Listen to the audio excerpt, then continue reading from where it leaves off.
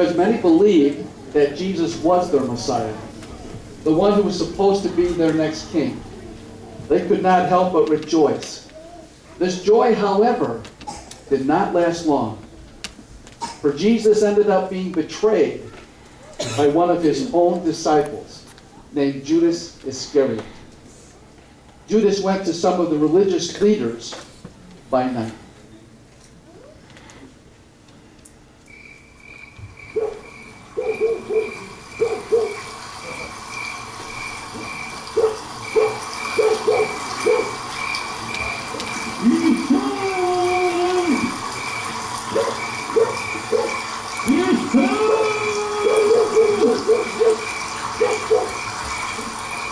Hey!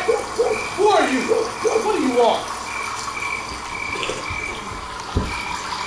I hear you're looking for Jesus.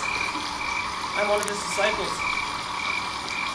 What will you give me if I hand him over to you? Let's think about this.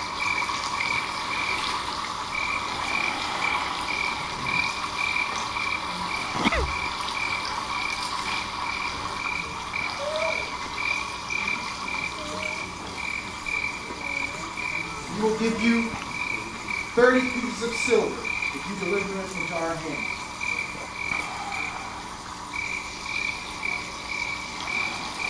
I know right where he is.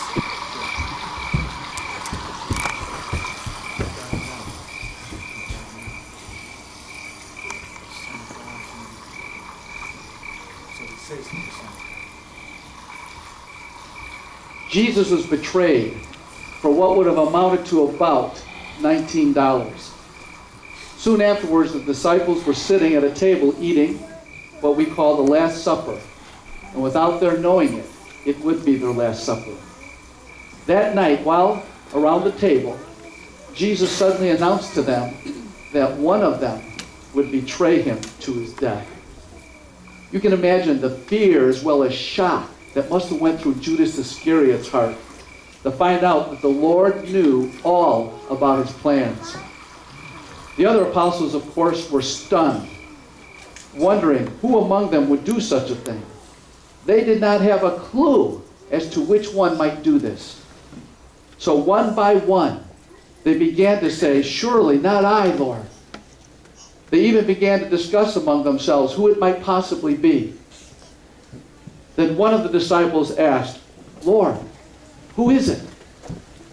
Jesus replied, "It is the one to whom I give this morsel of bread to." And he handed it to Judas Iscariot. Then the Lord said to him, "What you do, do quickly." So Judas immediately got up and left. Despite this, the disciples still did not understand that Judas was the betrayer. So Jesus said that he would go just as it was written of him, but that it would have been better if that man had never been born. After the dinner, they went to a garden called Gethsemane, where he started praying to his heavenly Father.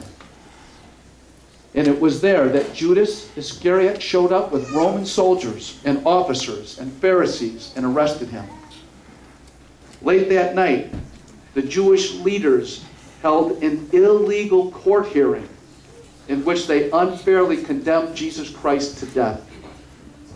However, because they were under Roman occupation, the Jews were not allowed to put anyone to death.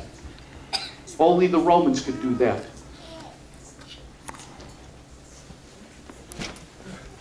So they took him to a man named Pontius Pilate, a Roman authority who could put him to death. He was the governor of the land, and while in Roman custody, Jesus was severely beaten by soldiers, and afterwards was brought before Pilate, where he was falsely accused.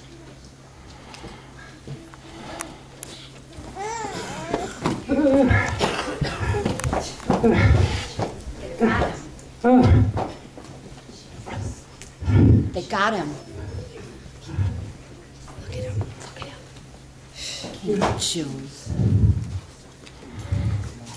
Please, my husband, I beg of you, have nothing to do with this man, for this man is a righteous man. Last night in a dream, I suffered greatly because of him.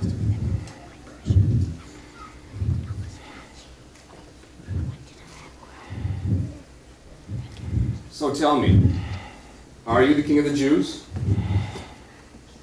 Yes, Jews. it is as you say. The priests that accuse you of many things, and they accuse you of many things. What have you done? Yeah, okay. Will you not answer me? Do you not know that I have the authority to release you? No. Or to crucify you? Yeah. You would have no power at all. Who was given to my Father above? By his father. It is customary on the feast to release a prisoner. Do you want me to release to you the king of the Jews?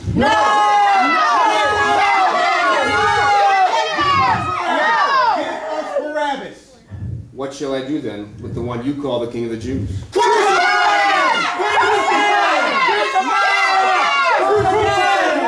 What committed.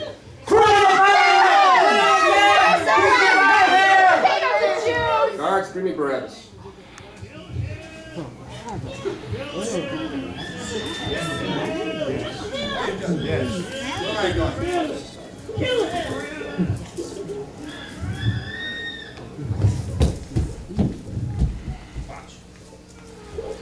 I am washing my hands of this man's blood. Let this man's blood be upon us and our children. Crucify him. Crucify him. Kill him, King of the Jews. Crucify him. Release Barabbas.